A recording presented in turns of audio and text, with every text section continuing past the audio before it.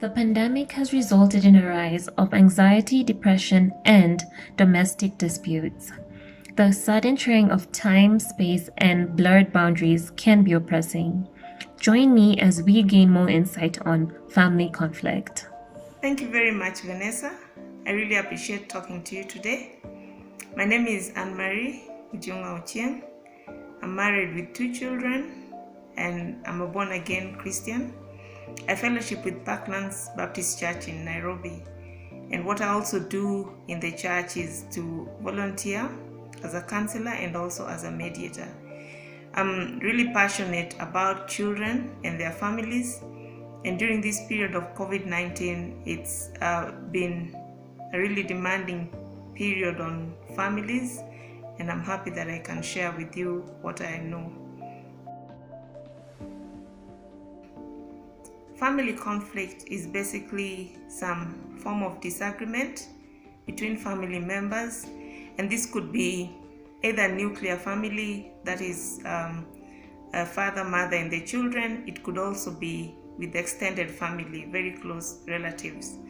So normally conflicts cause a lot of emotional stress, and this is so especially for families because they're united by blood and also because they form very deep interpersonal relationships.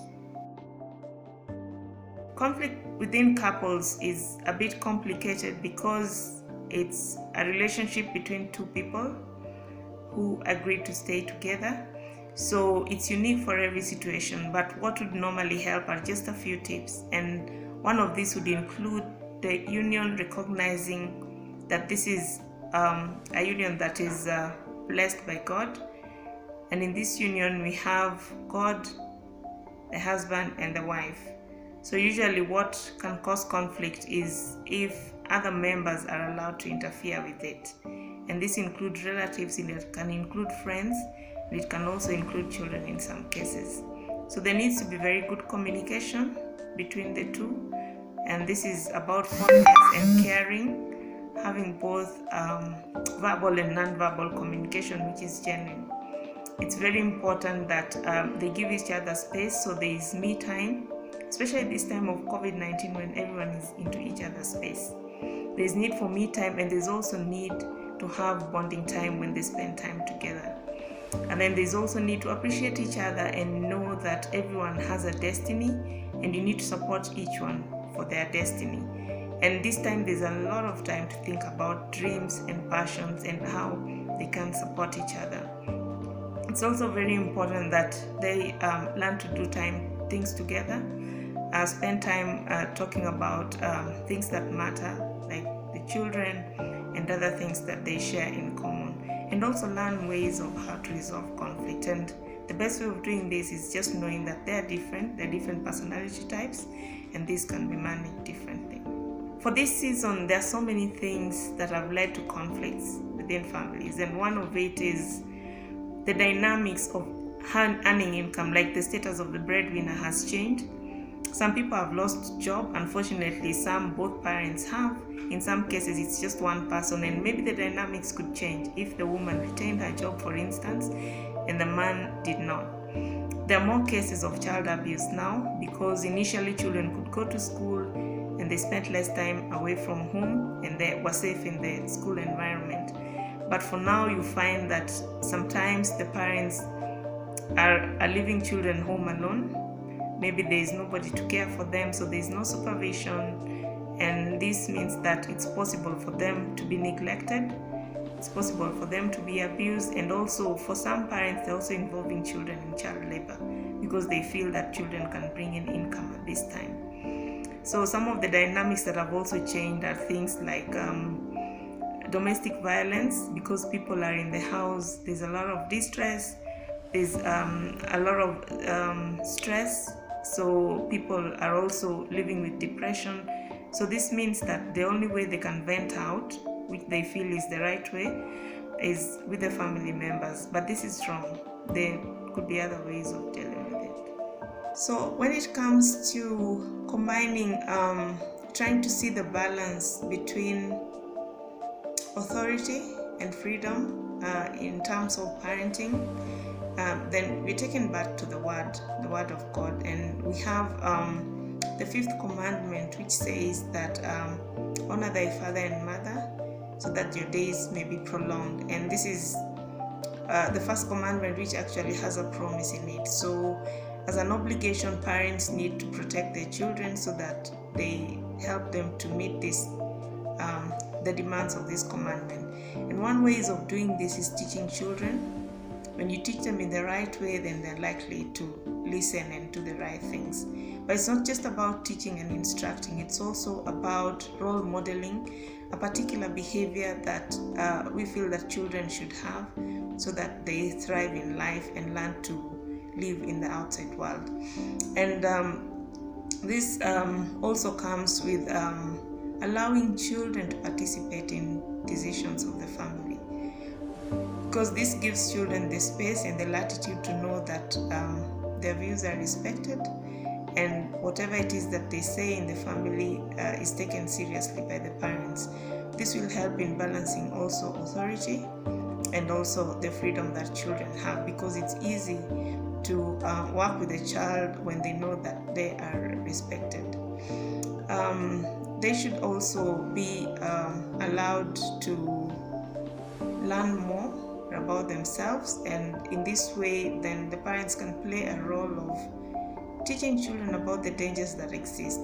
For instance, technology could be the new way of life after COVID-19, and in the internet there are so many dangers. So just helping children to understand what kind of dangers exist, what they need to do if they're exposed to dangers, would be a better way of managing them and their expectations, rather than denying them the tools that they need either to learn, for example, Android phones or computers. And it's a better way of managing their expectations and also keeping them into contact with their friends without frustrating them. Another thing that parents can do is bringing in a culture of positive discipline, and this means that the old ways of caning children and inflicting pain would no longer not hold when it comes to having children to do the right thing. So teaching them, showing them when they're wrong, and finding different ways of instilling discipline other than inflicting pain and causing them shame are ways that we can also balance authority and freedom for children.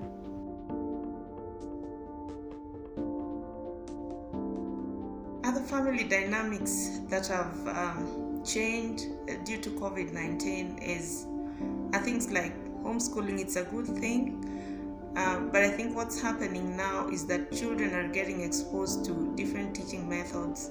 Some children have access to internet and can participate in learning. Some children are out playing because they don't have access to internet. So this is kind of bringing a bit of inequality, and some children feel that others are benefiting than some. And this may not be such a good feeling, especially for a child. Other things which have also changed is working from home, which is a new dynamic in family. It is a good thing because it's keeping people safe from contracting COVID-19, but at the same time, there's a lot of interference with emotional and physical space. So the people in the family feel that they do not have space to go to, and there's always people around them, family members. There's also the scenario where houses are small, and each of the parents, if they're working, then you don't know where is the office, where does it start and end, and where does home start and end. So it's just a very delicate balance between addressing the demands of your work and also addressing the demands of the family, the needs and the chores that needs to be done, and the attention to the children. Unfortunately, another family dynamic which has come into play is mostly out of despair. We find that there is some homicide where family members, maybe the spouses kill each other or they kill the children because they feel that they can no longer take care of them. There are also cases where people feel more suicidal because they feel that there are no more options left for them to live. But what I can say is that all of these can be addressed. getting desperate to the point of taking someone's life or your life is not an option, especially when there are people around you and there are people who can help you get through it. So it's just getting the word out there and trying to reach out to neighbors, to relatives and friends, so that loneliness does not lead to this kind of despair.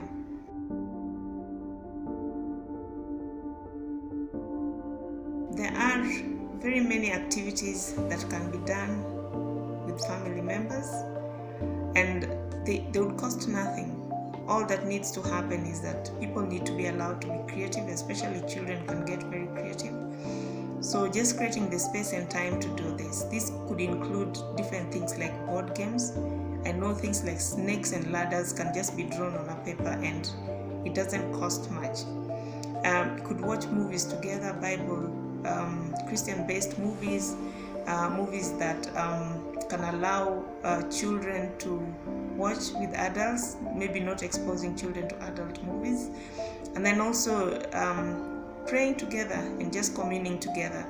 And some of the fun things that you can involve children and even older or even young adults is things like Bible trivia, just learning the memory verses, sharing the stories of the Bible and what people have learned through them. And also fun things like cooking. Cooking can be fun. This is a time to develop new menus.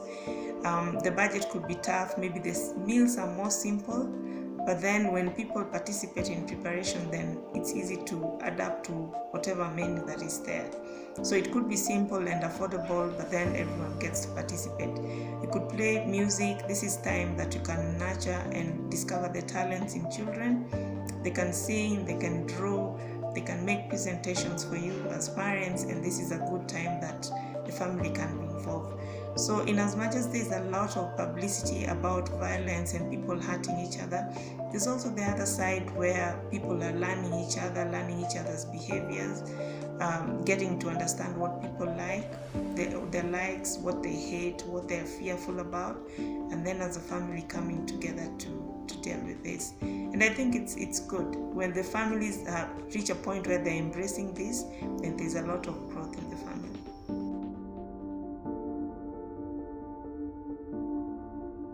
When it comes to the signs of conflict, it's good to note that conflict is not something that just happens. It's not abrupt in most cases. It's something that is built over time. So it occurs when maybe there's been a lot of strain in the relationship, when people have been constantly hurting each other. So some of the things that you can look out for is, for example, when communication has changed, it becomes poorer. Either there's a lot of quarreling, which wasn't there before, or there's a lot of stonewalling, which in a lay term is known as silent treatment. People are not talking to each other. And then you'd find that in some cases, people also, they withhold things.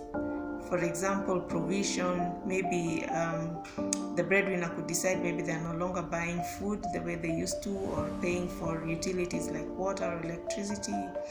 And then you find that there's a lot of push towards taking sides with the different functions who are maybe not agreeing on something. So you find that there are children who could be moving towards one direction with this relative and others to this relative, or even they could even be adults. So adults taking sides with each other, those are signs of conflict. Then you find that also there's a lot of passive aggression behavior, and this is usually when people are not openly aggressive. Somebody may not tell you, no, I cannot do this. They'd keep quiet or say yes, and then at the last minute they let you down, and because they know it's going to hurt you. That's passive aggression. Another form of passive aggression is using a lot of sarcasm in language. So instead of appreciating when someone has made an extra step, instead you become very sarcastic about whatever it is that they've gone out of their way to do. Another sign of conflict is when there is people no longer call each other by names. So you know the name of your spouse or a relative or the children, but instead you prefer to call the person he said or she said instead of the normal way that you address the person, either using their pet name or the family name. So this is normally shows distance, and if it's two groups that have already formed in the family, then you find that it's always about they said and we said. So there's an them and an us aspect in the family, and you know that those are very serious signs of conflict in the family. Thank you very much. It was nice talking to you, and like I said, this is something that I believe that would help people out there, and of course they can reach to the various outlets that we have. We have hotlines for children. There's a child line in case a child is getting hurt. There are gender-based violence hotlines that you can reach out to. You can call the police in case there's serious violence and you cannot cope with it. And in a normal day-to-day life, you can always reach out to families, you can reach out to friends, reach out to your spiritual leaders, pray with them and help them to help you cope during this time.